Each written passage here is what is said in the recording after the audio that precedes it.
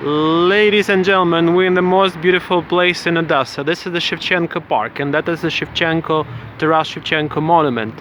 And those are flowers were given by the grateful Odessans and Ukrainians for the leader of Ukrainian nation, a person who spent most of his life in the 19th century. He didn't live long, and some of his words are written on a stone. That is a verse that he wrote in 1845 called the Testament or the Last Will. And that's the park named after him and goes way down up to the Black Sea, or down to the Black Sea. Besides being a poet, he was also a painter, and that is his self-portrait.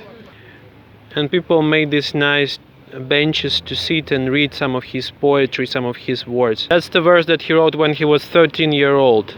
The more benches in the park like that. The main book of his verse is called Kobzar, and that's the Kobzar, the Ukrainian wonder, traveler and the singer. Most of the Kobzars were blind and they were singing Ukrainian songs better than digitalized sources, and this young man is the apprentice of Kobzar.